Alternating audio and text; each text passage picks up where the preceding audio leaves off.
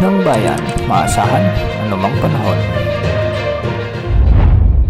Magandang oras po sa ating lahat. Narito ang update sa lagay ng panahon ngayon at sa susunod na 24 oras.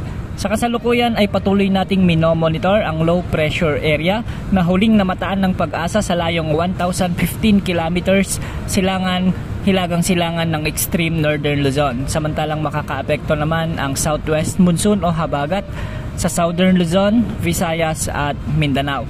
Ayon sa Pag-asa, mababa naman ang tsansa ng low pressure area na ito na maging bagyo sa susunod na 24 na oras, ngunit palalakasin nito ang habagat na siyang posibleng magpaulan naman sa mga lugar na nabanggit.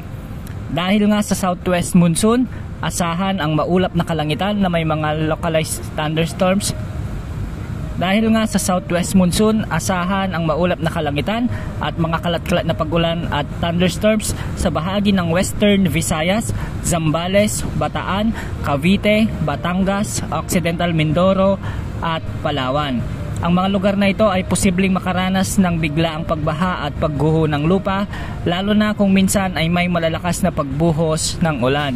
Samantala, magiging bahagyang maulap hanggang sa maulap naman ang mga kalangitan na may mga kalat-kalat na pag-ulan at thunderstorms sa bahagi ng Metro Manila, sa buong Mindanao, sa Bicol Region, sa natitirang bahagi ng Visayas, sa natitirang bahagi ng Calabarzon at sa natitirang bahagi ng Mimaropa.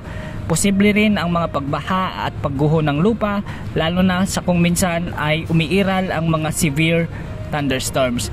Samantala, sa natitirang bahagi ng Luzon, asahan naman ang bahagyang maulap hanggang sa maulap na kalangitan na may mga isolated rain showers and thunderstorms. Dulot naman ito ng mga localized thunderstorms. Posible rin ang mga pagbaha at pagguho ng lupa.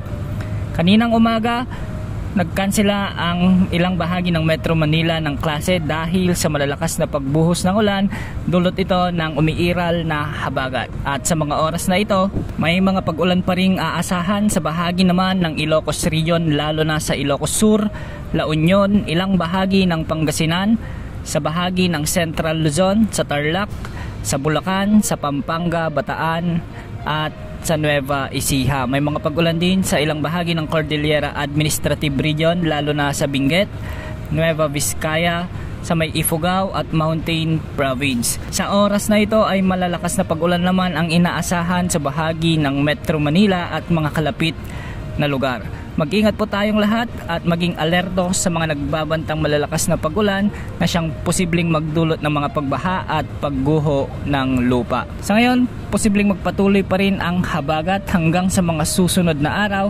dahil sa hinihila ng low pressure area na ito. Hindi naman inaalis ang posibilidad na mas marami pang lugar ang maapektuhan nito na siyang posibleng makaranas ng mga pagbaha at pagguho ng lupa sa maraming lugar.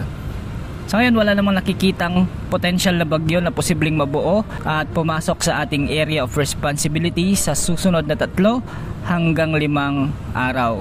Wala ring nakataas na gale warning sa mga karagatang sakop ng ating bansa. Yan ang update sa lagay ng panahon. Ito po ang weather update ng bayan. Maaasahan anumang panahon.